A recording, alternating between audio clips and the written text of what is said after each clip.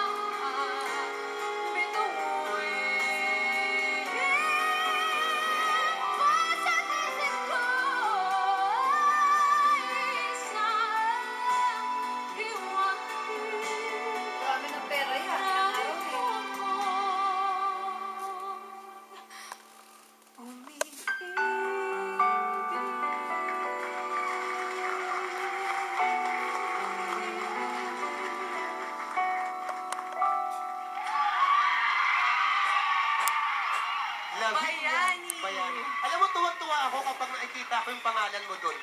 Kasi parang kasama akong lumalaban. Lavinia Bayani. Oh, why not? Tama. Proud na proud siya talaga si Bayani. Proud na pareho kayo ng lasting. Totoo. At nako, malapit mo nang makaharap. Si Jeremy. Jerry Ann? Jerry Ann. Hanggang ngayon, hindi mo pa rin alam. My goodness gracious. Ano ba? Okay. Naloka ako sa'yo. Isa na lang. Nakakatapat mo na si Johnny. Jerry! Jerry Ann. Templo. Okay, pero bago mo siya makatapat, tanungin muna natin si Michelle kung talagang makakatapat mo nga siya o hindi. Lavinia, you know what? You surprised me by choosing a Tagalog song.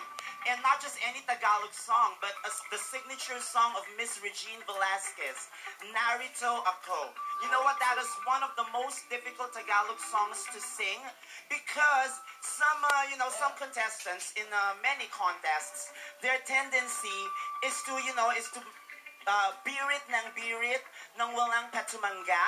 But this time, because this song actually requires control, dynamics, and technique, and all of that I saw in you. You have shown to me and to the people of the world that you are a very mature singer. Hey, Lavinia, you know that last note? Lavinia, that narito ako, if you're an immature singer, just to show off, you could have put it high. Umiibig but then you sang it so softly, and I saw your refinement and your maturity as a singer. I also have to applaud your look because as the days progress, you are starting to look and feel like a champion. And I think today may be the day that the Lord has made for you. Good job.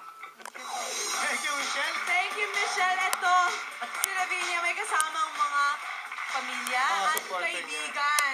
Ito, support group talaga nila. Ayan. Yung kapatid niya at saka yung boyfriend. May boyfriend din, sinama dito. Asan ang boyfriend ko, Ayan. Ayun. Ayan. Ano? Kaya pala kinikilig at bigay todong May boyfriend?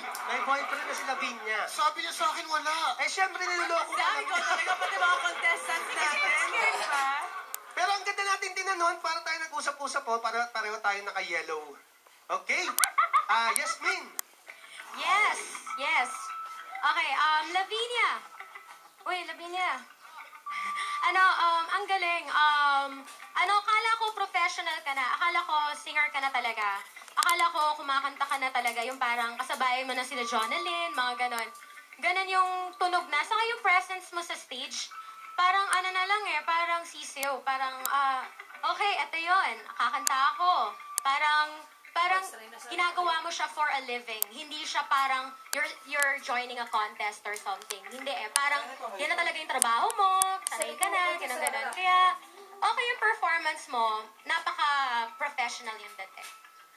Thank you, Yasmin. Tama si Yasmin. Kasi naman, 3 beses na siya na pumasok. Nanalo.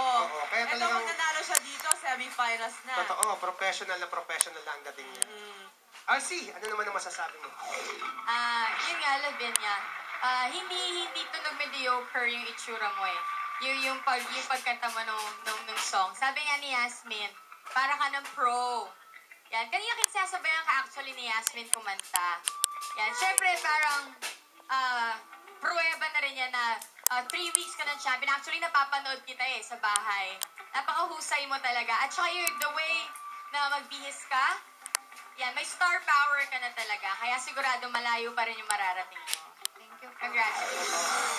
Alam mo sa mga kabataan, sikat na sikat yung lugar ng Marikina, no? Yung parang yan. Laging ginagamit yan ng mga kabataan ngayon. Di ba? Di ba, Grace? Okay. Okay. Thank you so much sa ating mga judges.